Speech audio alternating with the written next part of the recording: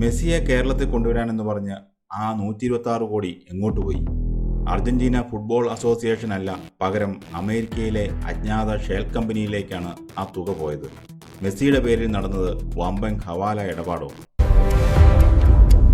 മെസ്സിയെ കേരളത്തിൽ കൊണ്ടുവരുമെന്ന് പറഞ്ഞ് നടത്തിയ ആ വമ്പൻ പ്രഖ്യാപനം ആഘോഷിച്ചവർ നിരവധിയാണ്. പക്ഷേ ആ പ്രഖ്യാപനത്തിന്റെ പുകമറയ്ക്ക് പിന്നിൽ നടന്നത് രാജ്യത്തെ സാമ്പത്തിക നിയമങ്ങളെപ്പോലും വെല്ലുവിളിക്കുന്ന വമ്പൻ ഹവാല ഇടപാടുകളാണെന്ന ഞെട്ടിപ്പിക്കുന്ന വിവരങ്ങളാണ് ഇപ്പോൾ പുറത്തു വരുന്നത്. ഇരുന്ന ഇരിപ്പിൽ 126 കോടി രൂപ റിപ്പോർട്ടർ കമ്പനി എവിടെ നിന്ന് ഒപ്പിച്ചു? ഈ തുക വിദേശത്തേക്ക് അയച്ചത് എങ്ങനെയെന്നാണ് സാമ്പത്തിക ഏജൻസികൾ ഇപ്പോൾ അന്വേഷിക്കുന്നത്. ഇതിൻ്റെ കണക്കുകൾ പരിശോധിച്ചാൽ ആരുടെയും കണ്ണ് തള്ളിപ്പോവും. ആകെ തുക 126 കോടി രൂപ, അതായത് 15 മില്യൺ US$. ഈ തുക എവിടെ നിന്നാണ് സ്പോൺസർ കമ്പനിയായ റിപ്പോർട്ടർക്ക് ലഭിച്ചത്? അതായത് പണത്തിൻ്റെ ഉറവിടം അജ്ഞാതമാണ്.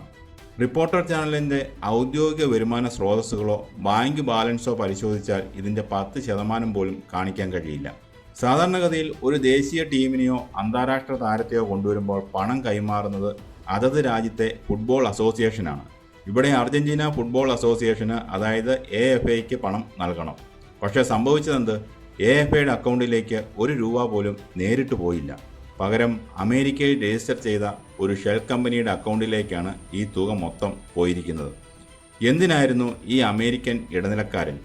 നേരിട്ട് അയക്കാമായിരുന്ന പണം എന്തിന് ഒരു മൂന്നാം കക്ഷി വഴി തിരിച്ചുവിട്ടത്?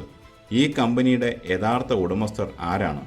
ഇവിടെയാണ് കള്ളപ്പണം വെളുപ്പിക്കൽ നടന്നിട്ടുണ്ടോ എന്ന സംശയം ഉയരുന്നത്. സ്പോൺസർമാരായി വന്ന റിപ്പോർട്ടർ കമ്പനിയുടെ ഉടമകൾക്ക് ചില മുൻകാല ചരിത്രമുണ്ട്. അതെല്ലാവർക്കും അറിയാവുന്ന കാര്യമാണ്. കാട്ടിലെ തടി വെട്ടിമാറ്റിയതുപോലെയോ മാങ്ങാഫോൺ എന്ന് പറഞ്ഞ് നാട്ടുകാരെ പറ്റിച്ചതുപോലെയോ നിസ്സാരമായി കാണേണ്ട ഒന്നല്ല ഇത്. കാരണം ഇത് റിസർവ് ബാങ്കിൻ്റെയും വിദേശ നാണ്യ വിനിമയ നിയമത്തിൻ്റെയും മുഖത്തടിച്ച പോലെയുള്ള നിയമലംഘനമാണ്. ഒരു വ്യക്തിക്കോ കമ്പനിക്കോ ഇന്ത്യയിൽ നിന്ന് വിദേശത്തേക്ക് പണം അയക്കണമെങ്കിൽ വ്യക്തമായ ചട്ടങ്ങളുണ്ട്. വൻ തുക വിദേശത്തേക്ക് ട്രാൻസ്ഫർ ചെയ്യുമ്പോൾ റിസർവ് ബാങ്കിന് കൃത്യമായ കാരണം നൽകണം. ഏതാവശ്യത്തിനാണ് പണം, അതിൻ്റെ ഇൻവോയ്സ് എവിടെ, TDS അടച്ചിട്ടുണ്ടോ എന്നിങ്ങനെയുള്ള ചില കാര്യങ്ങളുണ്ട്.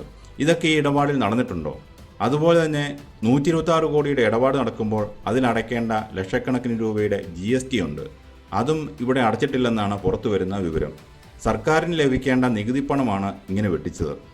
കഴിഞ്ഞ കാലങ്ങളിൽ പല കേസുകളിൽ നിന്നും അഗസ്റ്റിൻ സഹോദരങ്ങൾ രക്ഷപ്പെട്ടു പോയിട്ടുണ്ടാകാം. പക്ഷേ ഇത്തവണ വിഷയം കൈകാര്യം ചെയ്യാൻ പോകുന്നത് സംസ്ഥാന പോലീസല്ല, കേന്ദ്ര ഏജൻസിയായ എൻഫോഴ്സ്മെൻറ്റ് ഡയറക്ടറേറ്റാണ്. സാധാരണക്കാരൻ വിദേശത്തുള്ള തൻ്റെ മകനോ മകൾക്കോ പഠനാവശ്യത്തിന് ഒരു 50,000 രൂപ അയക്കണമെങ്കിൽ 100 ചോദ്യങ്ങളാണ് ബാങ്കുകാർ ചോദിക്കുന്നത്. Passport, visa, college letter, tax returns എല്ലാം കാണിക്കണം.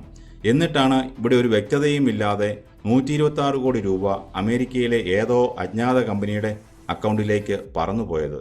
ഇത് വെറും ഒരു സാമ്പത്തിക ക്രമക്കേടല്ല, രാജ്യത്തെ നിയമവ്യവസ്ഥയെ വെല്ലുവിളിക്കലാണ്. ഇനി എന്താണ് സംഭവിക്കാൻ പോകുന്നത്? അന്വേഷണം അടുത്ത ഘട്ടത്തിലേക്ക് കടക്കുമ്പോൾ ആരാണ് ഇതിൽ കുടുങ്ങുക? ED നിലവിൽ അന്വേഷിക്കുന്നത് 3 പ്രധാന ചോദ്യങ്ങൾക്കുള്ള ഉത്തരമാണ്.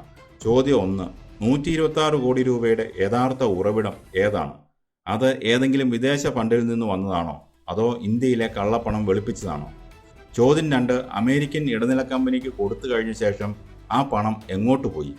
അതിലെത്ര തുക തിരികെ അഗസ്റ്റിൻ സഹോദരങ്ങളുടെയോ അവരുടെ ബിനാമികളുടെയോ അക്കൗണ്ടുകളിലേക്ക് കമ്മീഷനായി എത്തി?